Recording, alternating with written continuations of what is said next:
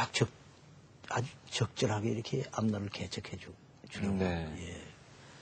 그래서 그 대학원 때도 그런 선생이 하나 있었고 또 학부 때도 그런 선생이 한두 명 있었고 그랬습니다. 네. 예. 그래서 그냥 뭐 학생들한테 뭐 엄격하게 대해야 한다 뭐 그것이 아니고요. 그래도 이 참 그 교과 내용도 가르치고 또 뭔가 이렇게 장래에 대한 카운슬링도 하고요. 네. 뭐 그런 역할을 하려고 했죠. 뭐 옛날을 기억을 해보면은 정말 학생들한테는 너무나 자상하신 교수님이셨지만 학점은 참 박하셨거든요. 그 아주 굉장히 후회하고 있습니다. 왜 그러냐면 아주 저렇게 훌륭한 학생들한테 내가 성적을 박하게 줬어요. 예. 그거 아주 잘못한 겁니다. 또 선생님의 책 가운데 그 경제학 원론이라고 하는 책, 예. 지금도 읽히고 있는 말 그대로 스테디셀러인데요. 예. 그 책에 집필하시게 된 과정 그리고 그 이후에 계속 작업을 이제 하셨는데요. 보완 작업. 예. 그 내용을 좀 여쭤보도록 할까요? 그것을 미국에서 조 교수를 좀 했거든요. 네. 예, 그 조 교수 때에 그때 내가 그랬죠. 여기 우수반을 좀 마련해서 하자. 그저 유니버시티 오브 뉴햄셔라고 그 저기 주립 대학 중에서는 좋은 대학 중에 속합니다. 그게. 예. 그래서 거기서 그랬더니 그 당신 마음대로 한번 해보세요. 그렇게 네. 말해요. 그래서 우수반을 이렇게 골라서 굉장히 우수해요. 그러니까 학생이요. 그래가지고 아주 교재를 따로 만들어가지고 가르쳤습니다.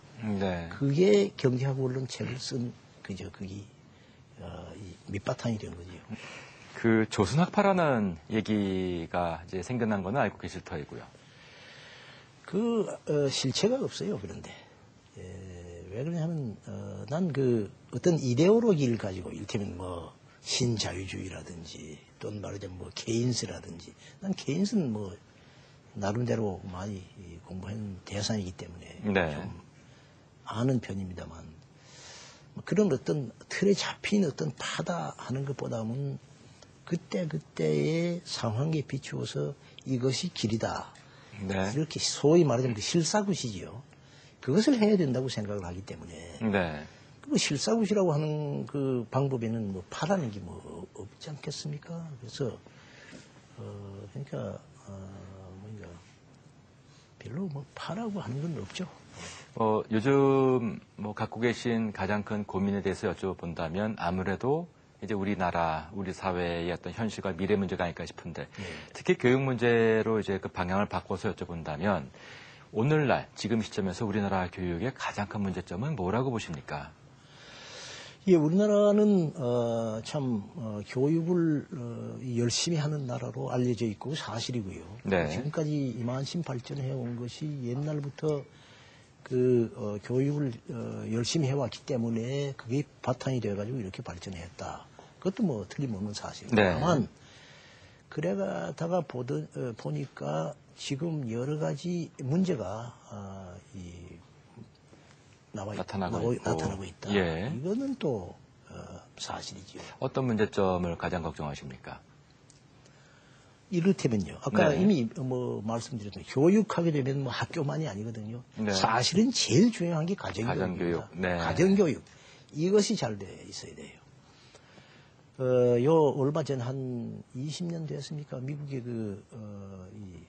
나는 사회의 중요한 일은 전부 유치원에서 배웠다. 예. 하는 제목의 책이 있었지 않습니까? 네. 사실 그렇습니다. 그래서 거기를 보니까 뭐냐 하면은 사회에 가보니 중요한 것이 내가 고맙다 할 땐 고맙다 해야 되고 미안합니다 할 땐 미안해 할 줄 알고 뭐 이런 사회의 어떤 예의라든가 범절이라든지 뭐 행동의 규범 전부 유치원에서 배웠다. 사실 그래야 되거든요. 네. 네. 그래서 우리나라도 그러니까 가정교육이 제대로 돼야 아까 말씀드린 애들이 규율이라 할까, 방향이라 할까, 다 그때부터, 말하자면 자기도 모르게 이게 이제, 서는 법인데. 네. 그때 가정교육을 잘못해 놓으면은 그때 배워야 할 것들은 다시는 못 배웁니다. 네. 다시는 못 배워요. 교육이라고 하는 것도 그때 배워야 할 것을 그때 다 배워가지고 올라가는 거지. 네. 그때 안 배웠다가 대학생이 되어가지고 그걸 배운다. 절대 회복 못합니다. 그런데요, 선생님. 잘 못해요. 물론 가정교육을 통해서 아이들이 배워야 될 것이 분명히 있겠습니다만 교육의 시스템에 관한 문제를 좀 방향을 바꿔본다면요. 학교 교육의 어떤 뭐 자율성에 관한 문제라든가 또는 뭐 수업 방법에 관한 문제라든가 입시에 관한 부분도 큰 문제가 아니겠습니까? 아니, 그렇죠, 물론. 그렇기 때문에 사실은 학교, 이제 말씀 하신 그 학교의 시스템 문제. 예. 이걸 옳게 만들어 놔야 돼요. 예. 시스템이 옳게 안 만들어져 있으니까 결국 말하자면 그 틀 속에서 사람이 나온단 말이죠. 네. 그러니까 제대로, 그 틀이 제대로 안 돼 있으면 사람이 제대로 잘 안 되는 거예요. 그러면 어떻게 하는 것이 제대로 된 시스템이라고 보십니까? 아까 말씀드린 대로, 요 얘기를 하게 되면 마치 뭐 남녀 그것만이 중요한 것처럼 들려서 그런 뜻은 아닙니다만 뭐 선생의 배치라든지 네.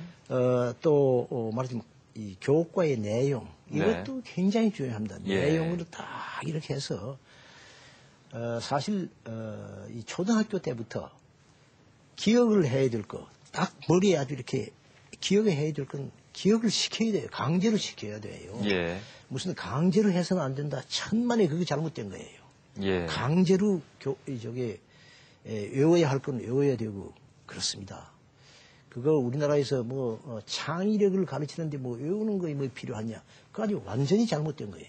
네. 예, 외울 건 확실히 외워놔야 거기에 창의성이 살아나간다. 네. 과학도 마찬가지입니다. 예, 과학도 마찬가지. 저희 아주 지금은 세상을 떠났습니다만 아주 유명한 과학자가 포항공대 초대 총장을 한 그 김호길 박사라고. 네. 예.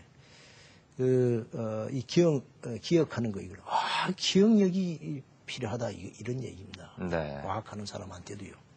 뭐 기억만 가지고 과학이 되지는 않지만은 기억 없이 과학이 된다. 절대 안 되는 거예요. 예. 네.